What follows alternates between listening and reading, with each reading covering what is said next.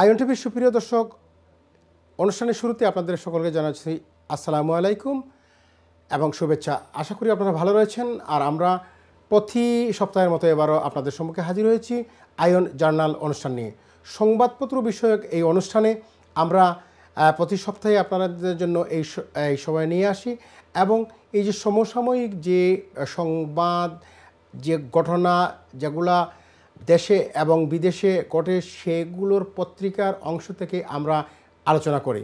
আজকেও যথারীতি আমাদের সাথে দুজন সাংবাদিক রয়েছেন, তাদেরকে আমি পরিচয় করিয়ে দিচ্ছি আজকের অনুষ্ঠানের শুরুতেই, তারপরে আমরা আজকের প্রতিপাদ্য বিষয় নিয়ে কথা বলবো। সুপ্রিয় দর্শক, আমার ডানে রয়েছেন মাহবুব আলী খান সুর সাহেব। তিনি হচ্ছেন মাহবুব আলী খান সুর। জি, মাহবুব আলী খান সুর সাহেব। আমি সাহেব বলি আপনাকে, আপনার সুরে আমরা কথা বলছি। এবং আপনি হচ্ছেন জাগনিউজ 24.com এর বাংলাদেশ যে পত্রিকা পোর্টাল রয়েছে সেটার আপনি লন্ডন প্রতিনিধি। হ্যাঁ, ব্রিটেন প্রতিনিধি। আমরা আসলে লন্ডন বলতে একটা দেশও বলে ব্রিটেন প্রতিনিধি। ব্রিটেন একটা বিরাট দেশ, লন্ডন হলো রাজধানী। তো ব্রিটেন প্রতিনিধি হিসাবে আপনি আছেন, আপনাকে অনেক ধন্যবাদ জানাচ্ছি আজকে এই অনুষ্ঠানে আসার জন্য। এবং আপনাকেও এবং আইএন টিভি যারা দর্শক কলাকুশলী সবাইকে ধন্যবাদ। আপনাকে অনেক ধন্যবাদ খানসুর সাহেব। এবং আমার বামে যিনি রয়েছেন তিনি হচ্ছেন সাজু আহমেদ, অত্যন্ত প্রজ্ঞাবান একজন সাংবাদিক এবং বিশ্লেষক, যিনি আমাদের সাথে আজকে রয়েছেন। তিনি হচ্ছেন বাংলা সংলাপের বিশেষ প্রতিনিধি হিসেবে কাজ করছেন। এবং বিশেষ করে আমরা এইখানে যারা রয়েছেন তারা বিদেশে, অর্থাৎ বিদেশের সবচেয়ে বড় সাংবাদিকদের সংগঠন যেটা লন্ডন বাংলা প্রেস ক্লাবেরও যারা সম্মানিত সদস্য রয়েছেন। তো সুপ্রিয় দর্শক, আমরা এই অনুষ্ঠানের শুরুতে কিছু আমার কাছে এই যে এখানে সুরমা, তারপরে বাংলাপুর, জনমত কিছু পত্রিকা এই সপ্তাহে যারা বেরিয়েছে, তো সেই বিষয়গুলো নিয়ে আমরা আলোকপাত করব। প্রথমে আমি কিছু সংবাদ শিরোনাম আপনাদেরকে জানাচ্ছি, যেটা হচ্ছে সুরমা পত্রিকা। সুরমা পত্রিকার হেডলাইন হচ্ছে 15 আগস্ট নাজাত দিবস পালিত, হাসিনা ও জয়ের সুখ দিবস পালনের আহ্বান, ছাত্র জনতার প্রত্যাখ্যান, 15 আগস্ট সাধারণ ছুটি বাতিল, ধানমন্ডি 32 নম্বরে রকিরা প্রাচীর উপর হামলা, কাদের সিদ্দিকী গাড়ি ভাঙচুর। তারপরে এখানে রয়েছে আগস্ট বিপ্লবের 10 প্রবাসী সিপাহসালার, শেখ হাসিনাকে গ্রেফতার করে ভারত থেকে ফেরত পাঠাতে হবে, কূটনৈতিক উদ্যোগ নিতে সরকারের প্রতি আহ্বান জানানো হয়েছে।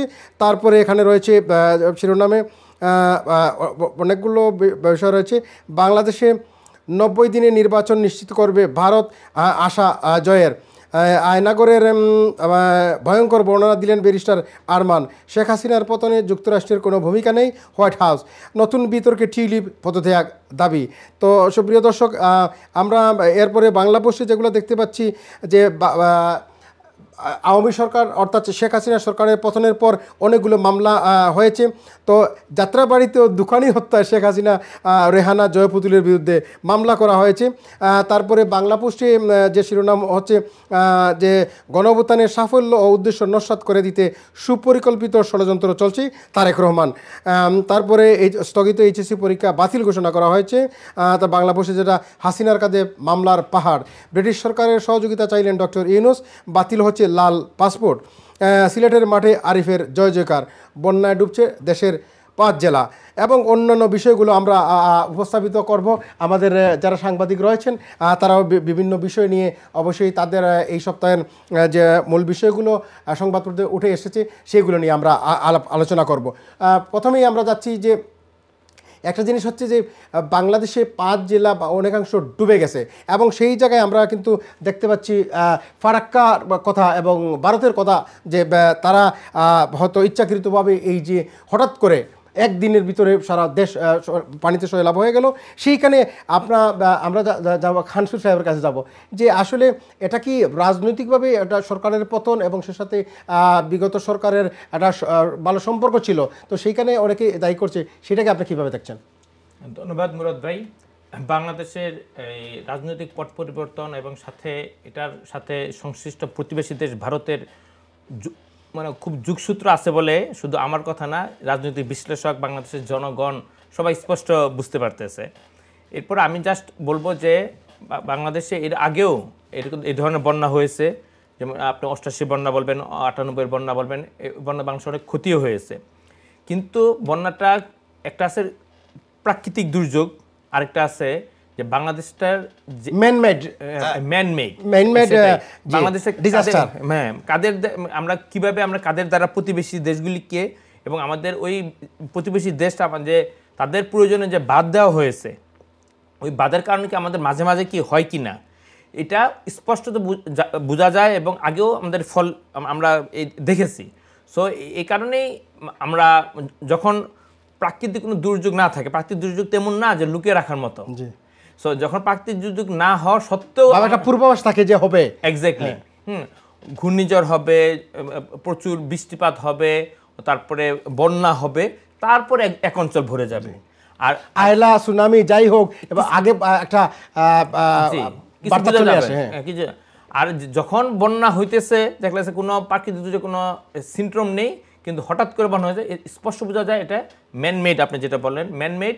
এবং আমরা জানি যে বাংলাদেশ প্রতিবেশী দেশ ভারত তার প্রয়োজনে ফারাক্কা নামক স্থানে ব্যারেজ দিয়েছে এবং সেটা ভারতীয় বাংলাদেশের উত্তর পূর্বাঞ্চলীয় অঞ্চলে এবং অনেক এই শুধু ফারাক্কা ব্যারেজটা শুধু একটা অঞ্চলে নয়, একটা আপনার যে অঞ্চল নিয়ে গতকাল সম্প্রতি হয়েছে সেটা হচ্ছে নাম হচ্ছে ডম্বুর গেট। জি, এই ডম্বুর গেটের কারণে এই ফেনী, কুমিল্লা, নোয়াখালী ওই অঞ্চলটা হয়ে গেছে, ইভেন ত্রিপুরা সেই সাইডও এক্স্যাক্টলি। সো এই তারা তাদের প্রয়োজনে কোনো কারণে খুলে দিছে, তাদের যেহেতু ওখানে সমস্যা হইতেছে পানি খুলে দিছে, এখানে হয়ে গেছে। তো আমি মনে করি বাংলাদেশ এই ভারত বাংলাদেশের সাথে শুধু বাংলাদেশ না, তার প্রতিবেশী অনেকগুলির সাথে বড় ভাই সুলভ আচরণ করতে চায়। বড় ভাই আচরণ করতে যে যখন তার আচরণ যখন ফলপ্রসূ হয় না, তখনই তার রাগগুলি ঢেলে প্রতিবেশী দেশগুলো ঢালে। ওরই অংশ হিসেবে আমি মনে করি আমাদের গতকালের ম্যানমেড, আপনি যেটা বলেন মানব সৃষ্ট দুর্যোগ বলে আমি মনে করি। এটা প্রকৃতিগতভাবে না, এটা মানব সৃষ্ট, হয়তো রাজনৈতিক কোনো পট পরিবর্তনের কারণে যে কোনো হয়তো সেই জিনিসটা আপনি মনে করছেন। আমি তাই মনে করি। আপনাকে অনেক ধন্যবাদ জনাব সাজু সাহেব। যে জিনিসটা হচ্ছে যে এখন একটা অন্তর্বর্তীকালীন একটা সরকার, হ্যাঁ মাত্র 2 সপ্তাহ হলো, এই অবস্থায় একটা দুর্যোগ, এই দুর্যোগ মোকাবিলা, এবং আপনি নিজেও দেখেছেন যে আমরা খুবই মর্মাহত যে মানুষ পশু সবগুলা বাসিয়ে নিয়ে যাচ্ছে, বাড়িঘর তো দোতলায় পাড়ে উঠে গেছে, অনেক জায়গায় তো মানুষ খুবই অস্থিতিশীল একটা অবস্থানে রয়েছেন। সেইখানে সরকার এবং যারা এখন দায়িত্বে রয়েছেন, হ্যাঁ, এবং সবচেয়ে বড় হলো সরকার থেকে আপনি কি মনে করেন যে সাধারণ আমরা জনগণ এবং প্রবাসীরা পর্যন্ত আমাদের কিভাবে এই সহযোগিতা এই দুর্যোগকে মোকাবিলা করা যায় বলে আপনি মনে করেন?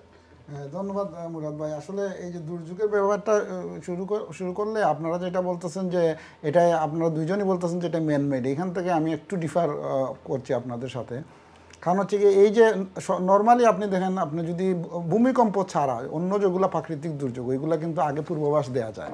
যেমন ধরেন আপনার যদি কোনো আপনার ঘূর্ণিঝড় হয়, ঘূর্ণিঝড়ের পূর্বাভাস কিন্তু মানুষ আগে জানতে পারে। এরকম বন্যা কিন্তু আমি আসার আগে আমি একটু পড়ালেখা করে আসলাম, দেখলাম যে এই নিউজগুলা যে আমাদের দেশে দেখা যায় যে 3 থেকে সারা পৃথিবীতেই কোথাও যদি আপনার এইভাবে ভারী বৃষ্টিপাত হয় 3 থেকে 10 দিনের ভিতর ওই জিনিসটা জানা যায়। কিন্তু আমাদের দেশে আপনি জানবেন যে একটা আবহাওয়া অধিদপ্তর আছে এবং ওরা কিন্তু ওই প্রেডিকশনটা দেওয়ার জন্য ওদের কিন্তু কাজ। কিন্তু আমাদের দেশে বা আমাদের পার্শ্ববর্তী দেশে যখন আপনার বন্যা হবে, ওই বন্যার পানিটা যখন আইসা আপনার বাংলাদেশে নামবে বা আপনার উজান থেকে যখন বাটিতে আসবে, কতদিন লাগবে, কত সময় লাগবে, ওইগুলো কিন্তু সব ক্যালকুলেট করা যায়। কিন্তু আমি বলবো এখানে প্রথম ব্যর্থতা যেটা হচ্ছে গিয়ে আমাদের যে আবহাওয়া অধিদপ্তর আছে, ওরা কিন্তু সরকারকে বা জনগণকে ওই যে ইনফরমেশনগুলো দিতে ব্যর্থ হয়েছে। ওইটা হচ্ছে প্রথম জিনিস। 2 নম্বর জিনিস হচ্ছে গিয়ে ভারতে যে এত বৃষ্টিপাত হলো, এটা যদি আপনার যখন পার্শ্ববর্তী দেশ থাকবে, একটা আন্তর্জাতিক কিছু আইন কানুন আছে যে আপনার দেশে যদি বৃষ্টি হয় ওই পানিটা কিন্তু আপনার বাটি অঞ্চলে গিয়ে নামবে, আপনার কিন্তু একটা দায়িত্ব আছে, এটা কিন্তু আপনার অফিসিয়ালি একটা দায়িত্ব আছে, এটা কাগজে কলমে দায়িত্ব আছে, আপনি জানাবেন। কিন্তু ভারতে যখন আপনার প্রচুর বন্যা হইল, এবং আপনি দেখবেন যে ভারতের সরকার যে আপনার স্টেটমেন্টটা দিয়েছে ওইখানে বলেছে যে বাঁধের কথা বলা হচ্ছে ত্রিপুরা বাঁধ, ওইটা 120 কিলোমিটার দূরে বাংলাদেশ থেকে, এবং ওই বাঁধের কারণে হয় না, এইটা ন্যাচারালি হয়েছে, এবং ওরা এই যে বিদ্যুৎ বিভ্রাটের কারণে অনেক ইনফরমেশন দিতে পারে নাই। তো ওইটা আসলে বিশ্বাসযোগ্য না। কারণ এই দেশে যে আপনার এক দেশ থেকে আরেক দেশে ইনফরমেশন আপনি দিবেন যে আপনার বিদ্যুৎ বিভ্রাটের কারণে আপনি দিতে পারেন না, ওইটা আসলে আমার কাছে লাগে ওইটা এমন গ্রহণযোগ্য একটা আপনার ইয়ে না, সূচক হইতে পারে। 2 নম্বর কথা হচ্ছে যে আপনার এইখানে যে আপনার এই যে ইন্ডিয়াতে কিন্তু একটা বাঁধ না, এখানে ওরা বিভিন্নভাবে ইরিগেশনের জন্য, তারপরে আপনার ওদের ওই যে ইলেকট্রিসিটির জন্য বিভিন্নভাবে কিন্তু ওরা বিভিন্ন ধরনের ডজন খানেক বাঁধ দিছে, এবং পানিটা যখন বেড়ে গেছে ওরা কিন্তু হঠাৎ করে সবগুলা ছেড়ে দিছে। আপনি দেখবেন যেমন আমাদের এলাকা মৌলভীবাজারে, আমি যেখান থেকে চলে আসছি, এটা 1988 সালে, আপনি জানেন হয়তো, বাংলাদেশ সবচেয়ে বড় বন্যা 1988 সালে, ওই 88 প্রায় আজকে থেকে 36 বছর আগের কথা আমি বলতেছি। ওই সময় আমরা ক্লাস 5 এর ছাত্র ছিলাম। ওই সময় যে বন্যা হয়, ওই বন্যাতে আমরা কলেজে ছিলাম, হ্যাঁ, তো ওই বন্যাতে কিন্তু আপনার আমাদের যে মৌলভীবাজারের যে রাজনগর যে থানা সদর, ওইখানে কিন্তু পানি উঠে নাই। আজকে বাড়িতেও মানে পানি উঠে, হ্যাঁ, আমাদের বাড়িতেও কোনোদিন এইভাবে পানি উঠে নাই, বা বাজারে কোনোদিন, হ্যাঁ, এবার আমাদের ওইখানে প্রায় কোমর পানি। এই যে এইটা 36 বছরে কি আমাদের নদী নালা খাল বিলগুলো এতই ভরে গেল, আর এইভাবে যে হঠাৎ করে আপনার ফ্লাশ ফ্লাড হয়ে, এবং একদিনের ব্যবধানে, হ্যাঁ, 36 বছরের পরে এটা হঠাৎ করে, তো এইটা আসলে গ্রহণযোগ্য না। এইখানে আমি বলবো যে আমাদের অনেকগুলো জিনিস কিন্তু করার আছে, এবং এই যে বলতেছেন আমরা সবাই মিলে যদি একসাথে যদি বন্যা দুর্গতের আগে, কারণ সারা বাংলাদেশ কিন্তু আপনার হয় নাই, 10 থেকে 12টা জেলা হয়েছে, আমরা কিন্তু এইটা মোকাবেলা করতে পারি। আর আমাদের যদি মূল উৎসে আমরা যাই, কেন এই বন্যাটা হইলো এবং এইটা আমরা কীভাবে প্রতিরোধ করতে পারবো, আমাদের যে এই যে আসল জিনিস আমি আপনাকে বলবো, যে এটা আমি বললাম যে আবহাওয়া অধিদপ্তর, ওইখানে কিন্তু ওই যে অনেকগুলো দুর্নীতিপরায়ণ, যে আমি মনে করবো যে ওইখানে সৎ এবং নিষ্ঠাবান অফিসাররা না, এইখানে ওরা ইনফরমেশন দিতে পারেনি। আর এটা হচ্ছে বছরের পর বছর আপনি দেখবেন বাংলাদেশে বারবারই হচ্ছে, বাংলাদেশে আপনি দেখবেন যে নদী নিয়ে বাংলাদেশে কিন্তু সব কারবার, বাংলাদেশে কিন্তু 54টা নদী ইন্ডিয়া থেকে আসে, এবং ওই নদীগুলা নিয়ে বালি তোলা নিয়ে আপনি দেখছেন এই যে সরকার পরিবর্তনের গবেষণা ইনস্টিটিউটও রয়েছে না, নদীগুলা নিয়ে যে আপনার এই যে নদী থেকে বালি উত্তোলন, ওইগুলার কিন্তু আপনার একটু সাইন্টিফিক নিয়ম আছে। আপনি কিন্তু এমনি চাইলেই বালি তুলতে পারেন না, এলে কিন্তু নদীর পাড়গুলা ভেঙে যাবে। এই যে নদী শাসন বা রিভার ট্রেনিং, এইগুলার কিন্তু আপনার প্রপার কিছু ট্রিটমেন্ট আছে ওইগুলা করার জন্য, এগুলা কিন্তু আমাদের বাংলাদেশে অনুপস্থিত। এখন আমরা যেটা চাইবো যে নতুন সরকার যদি একটা সিস্টেমের মধ্যে নিয়ে আসে ওইগুলারে, যে আমাদের যে নদীর যে আপনার ভরে যাচ্ছে, এই যে পলিমাটি ইন্ডিয়া থেকে আসতেছে, এর কারণে যে প্রতি বছর নদী পড়ছে, ওইটা একটা সিস্টেমেটিক ওয়েতে প্রতি বছর বা প্রতি 2 বছর বা 3 বছর পরে ওইটা হবে। তখন আমরা বুঝলাম এখানে কোনো পরিকল্পিত কোনো নদী খনন বা এগুলো না থাকার কারণে এই ফ্লাডটা হয়ে গেছে। তা আমরা এটা বলতে পারি না যে এটা ম্যানমেড, এটা ন্যাচারালি হয়ে গেছে। তো একটা জিনিস হচ্ছে যে এখন আমরা এই যে ঘটনা ঘটলো, এখন মানুষকে কিভাবে এখান থেকে উত্তীর্ণ করা যায়, এই যে অসহায় মানুষকে আপনি দেখবেন, আমরা কয়েকদিন, আমি আসার আগে বেশ কয়েকটা আপনার এই যে নিউজ বা সোশ্যাল মিডিয়াতে দেখে আসলাম, আমাদের দেশের কিন্তু এখন সবাই ঐক্যবদ্ধভাবে কাজ করতেছে। আপনি দেখবেন যে এখানে বোটের জন্য পেট্রোল দরকার, পেট্রোলের মালিকরা কিন্তু আপনি ফ্রি পেট্রোল দিচ্ছে, মানুষ কেউ হেলিকপ্টার নিয়ে, কেউ আপনার এই যে আপনার বোট ট্রাকে করে নিয়ে যাচ্ছে। এবং আপনি ঢাকায় দেখবেন এই যে বৈষম্য বিরোধী আন্দোলনের ছাত্ররা, ওরা টিএসসিতে টাকা তুলতেছে, সবাই কিন্তু অকাতরে বিলিয়ে দিচ্ছে, ছাত্ররা ঢাকা আরো অনেকগুলো বিভিন্ন সংগঠনের। এখন ওইটা আমাদের সমাধান আমার কাছে লাগে, যে কারণ এটা হচ্ছে ফ্লাশ ফ্লাডটা যখন আসে তখন ওইটা বেশি দিন স্থায়ী হওয়ার কথা না। এখন ডিপেন্ড করে আমরা দখল করতে করতে আমরা একবারে সাগর, নদী, আপনার খাল বিল সবকিছু দখল করে ফেলছি। তো এইটা যদি ধরেন আমাদের যে হাওরগুলো, পানি কিন্তু যায় হাওর থেকে যায় নদী, সাগরে, তারপরে এইভাবে যায়, এখন হাওরগুলো কিন্তু দখল হয়ে গেছে। এইটা আমাদের জন্য একটা শিক্ষা আমি মনে করি, এবং আমাদের দীর্ঘমেয়াদী পরিকল্পনা করা উচিত। আমরা শুধু এক দেশ আরেক দেশকে না দোষে, এবং আমাদের ভারতের কাছ থেকে আমাদের যে ন্যায্য হিস্সাটা আছে, আমাদের জনগণ সবাই ঐক্যবদ্ধ হয়ে এখানে দলমত নির্বিশেষে আমাদের ভারতের কাছ থেকে আমাদের যে ন্যায্য হিস্সা, সেই হিস্সাটা নদীর যে ট্রিটি রয়েছে, চুক্তি রয়েছে, সেগুলো পানি বন্টন। ধন্যবাদ আপনাকে যাচ্ছি জনাব খান সুর সাহেব। যেটা আমরা যে জিনিসটা আমরা আগেই বলেছি, আমরা এবারে যে জিনিসটা আমরা উপস্থাপিত করতে চাই, যে গণ অভ্যুত্থানের সাফল্য উদ্দেশ্য নস্যাৎ করে দিতে সুপরিকল্পিত ষড়যন্ত্র চলছে। এবং যেটা বলছেন এই লন্ডনে অবস্থানরত বিএনপির ভাইস চেয়ারম্যান জনাব তারেক রহমান সাহেব, এবং যখন 5ই আগস্টের পরেই তিনি বলেছিলেন যে আমরা খুব দ্রুত একটা নির্বাচন হোক, যে সেইখানে নস্যাৎ করা এবং এই যে দ্রুত হওয়া, এবং এরপরে আবার বলেছেন যে যতটুকু সময় নেওয়া যায় এই সমস্ত গুটিয়ে নিতে ততক্ষণ পর্যন্ত সময় দেওয়া দরকার। তো সেই ক্ষেত্রে আপনি কি মনে করেন যে একটা নতুন ইন্টারিম গভর্নমেন্ট হয়েছে, তাইলেই অনেকগুলো দাবি একই সাথে ওভারনাইট করতে পারবে না, তো এইগুলো সমস্তগুলো সমস্যা সমাধান করে, বা একটা বিষয় আছে যে নির্বাচনের ব্যাপার, নির্বাচন থেকে দেশকে একটা স্থিতিশীল পর্যায়ে নিয়ে আসার জন্য আপনি কি মনে করেন কি করা উচিত সকলের, অনলি নট রাজনৈতিক, সামাজিক, সাংস্কৃতিক সমস্ত মানুষকে মিলে কিভাবে এই জিনিসটাকে এগিয়ে নিয়ে যায় বলে মনে করেন? ধন্যবাদ মুরাদ ভাই। বাংলাদেশের মানুষ সব, আমাদের প্রবাসী আছে সবাই বাংলাদেশের পট পরিবর্তন অবহিত। আমি জাস্ট শুধু কয়েকটা কি পয়েন্ট মানুষকে দৃষ্টি আকর্ষণের জন্য উল্লেখ করব। বাংলাদেশের যে পট পরিবর্তন হয়েছে দীর্ঘ কত বছর পরে, 15 বছর 7 মাস পরে। প্রথম আওয়ামী লীগ যখন আসে ইলেকশন নির্বাচনের মাধ্যমে 2008 সালে, তারপরে এই 5ই আগস্ট এই ঘটনা 15 বছর 7 মাস পরে ঘটনা ঘটছে। আপনাকে 15 বছর 7 মাস 3টা ইলেকশন হয়েছে। 3টা ইলেকশনের মধ্যে আওয়ামী লীগ প্রথমটা মানে আমরা যদি ধরি স্বাভাবিক ইলেকশনের পরবর্তী দুটাই হয়েছে তার জোর করে ইলেকশন ইঞ্জিনিয়ারিং বলবো আমরা, এবং ইলেকশন ইঞ্জিনিয়ারিং করছে জোর সারা মানে জোর করে ক্ষমতা থাকার জন্য, এবং তারই ফলশ্রুতি হিসাবে জনগণ তাকে জোর করে সরানো হয়েছে।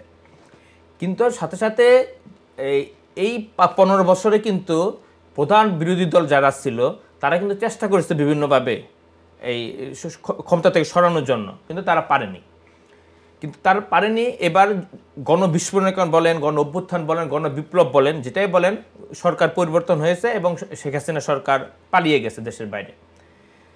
যারা প্রধান বিরোধী দল আমরা কি মনে করি, জাতীয়তাবাদী দল বিএনপি, জামাত ইসলামী, তারপর ইসলামী কয়েকটা দল, তারপরে আর কয়েকটা দল আছে, এই এবি পার্টি বলেন, তারপরে জাতীয় পার্টি বলেন। জাতীয় পার্টি যদিও আওয়ামী লীগের সাথে ছিল, কিন্তু এখন তারা বিরোধী দল হিসাবে আছে বলে আমরা মনে করি। মোদ্দা কথা যেটা আওয়ামী বিরুদ্ধ যারা, এক্স্যাক্টলি। আমি যেটা কি পয়েন্টটা বলতে চাচ্ছি, তাদের এই বিরোধী দল যারা আছে তাদেরকে স্পষ্ট জিনিস তার স্মরণ রাখতে হবে, যারা গণবিপ্লব করেছে তারা কারা। তাদের বয়স 23 থেকে 27 বছর, 24 বছর, 27 বছর নয়, 26 বছর। আজকে থেকে 16 বছর আগে তাদের বয়স কত ছিল? তাদের বয়স ছিল 9 থেকে 12 বছর, 9 থেকে 13 বছর।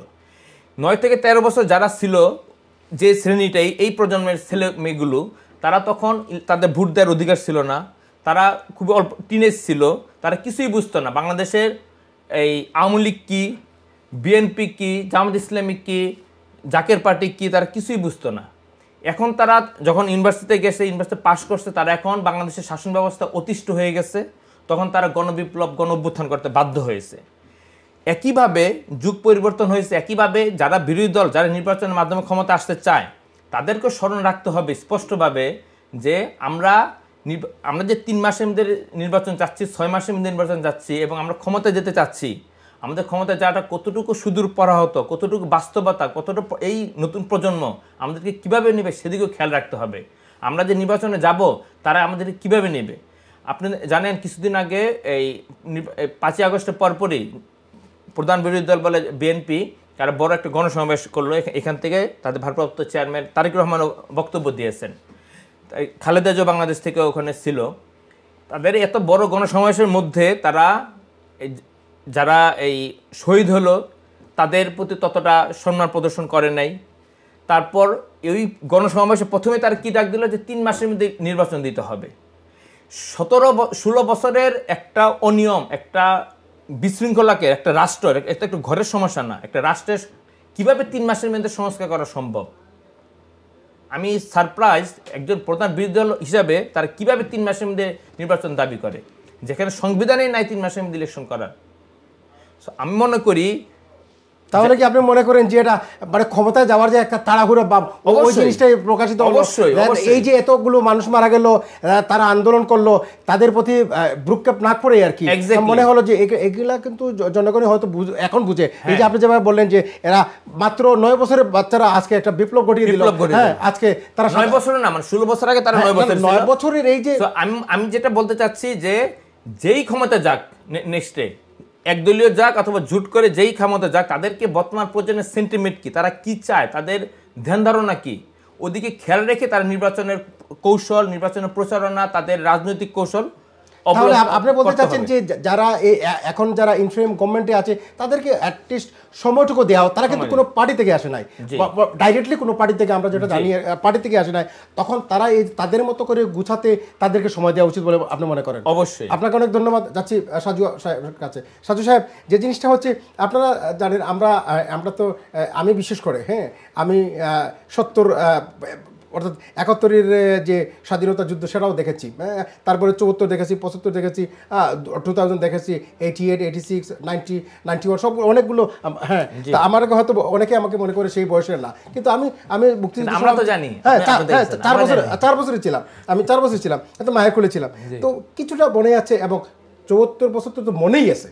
তো আমি এক জিনিস চাচ্ছি যে যখন একটা পট পরিবর্তন হয় তখন দেখা যায় যে সাধারণত দলগুলো যখন যায়, যখন একটা দল আসে আরেকটা দল যায়, তখন তাদের নিপীড়ন, নির্যাতন, তারপরে বিভিন্নভাবে হয়রানিমূলক মামলা এবং দেওয়া হয়। হ্যাঁ, এখন আমি যে জিনিসটা আপনাকে পড়ে যাচ্ছি যে এখানে দেখা যায় কিছু নিরীহ মানুষ আছে, তারা বা সেকুলার মানুষ আছে, হ্যাঁ, দল সমর্থন করতে পারে, কিন্তু তারা কি জানি বলবো আপনাকে, হত্যা, রাহাজানি, লুটতর, ওদের সাথে কিন্তু তাদের কোনো সম্পর্ক নাই। তো এখন হচ্ছে অনেকে মামলা পড়ে যায়। শেখ হাসিনা সরকারের পতনের পর এখন বিভিন্ন জায়গায়, আমি আগেই পড়েছি, বিভিন্ন জায়গায় মামলা হচ্ছে তাদের পরিবার, যারা এমপি মন্ত্রী মিনিস্টার রয়েছেন। তো এই যে মামলা, একটা মামলা হতে পারে, দুইটা মামলা হতে, পুরো দেশব্যাপী যে মামলাগুলো হচ্ছে এগুলোকে কীভাবে দেখছেন? এবং সেই জায়গায় আমি দেখতে পাচ্ছি আজকে একটা পত্রিকায় দেখেছি যে অনেকেই বিদেশে রয়েছেন, তাদেরকেও কিন্তু এই ধরনের মামলায় জড়ানো হয়েছে, তাদেরকে মামলায় জড়ানো হচ্ছে। তো সার্বিকভাবে এই মামলাগুলোকে কিভাবে দেখছেন, এবং এই মামলাগুলো যদি সত্যিকার হয়ে থাকে তাদেরকে বিচারের আওতায় কীভাবে নেওয়া হবে বলে মনে করেন? ধন্যবাদ মুরাদ ভাই। তো আমি যেটা বলতেছি যে আপনারা আগে যে কথাটা বলছেন যে তারেক রহমানের কিন্তু আপনার প্রথম দিকের যে বক্তব্যগুলো ছিল, এবং এই যে গতকাল পরশুদিন বা তারেক রহমানের যে আপনার যে এই যে অ্যাক্টিভিটিসগুলো দেখবেন, ওইখান থেকে কিন্তু অনেক তারেক রহমান সরে আসছেন।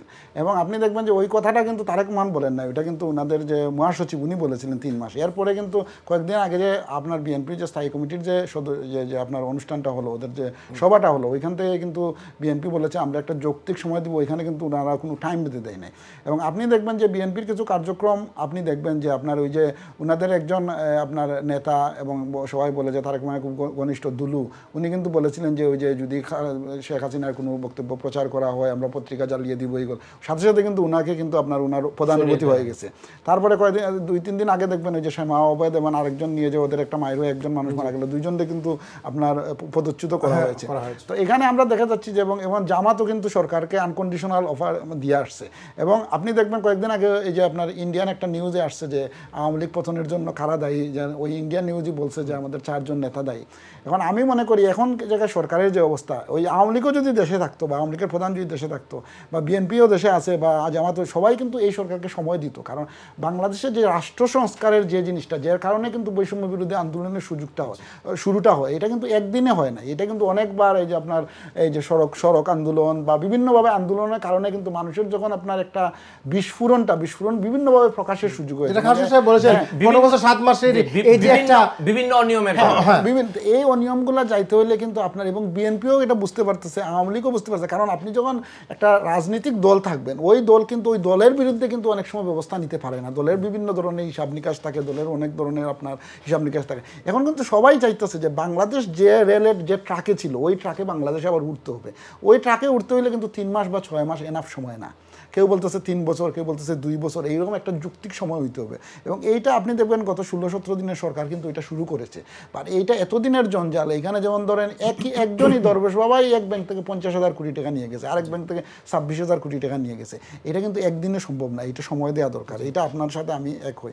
আর এই যে আপনি বলতেছেন যে আপনার এই যে আপনার যে মামলাগুলো হচ্ছে, এই সরকারের কিন্তু একটা শখের করাত অবস্থা আছে, যে এখানে কিন্তু সরকারটা এসেছে বৈষম্য বিরোধী আন্দোলন থেকে। বৈষম্য বিরোধী কথাটা বুঝেন, বৈষম্য। এখন আপনি যে বলতেছেন যে আপনার নামে এখন লাল মিয়া কালা মিয়া যে কোনো যেন আপনার একটা মামলা দিয়ে দিল, আপনার নামে আমার নামে মামলা দিয়ে দিল, এই সরকারটা এই সরকার আসার পরে দেখবে সবাই রাস্তায় নামছে, কাউরে কিন্তু সরকার পিটায় নাই। কারণ সরকারের কাজই তো হচ্ছে কি জনগণের মতামত প্রকাশ করার জন্যই তো সরকার আসছে, এবং মতামত করতে না পেরে বাধাগ্রস্ত হয়েই কিন্তু বিস্ফোরণ হওয়ার কারণেই কিন্তু সরকারটা আসছে।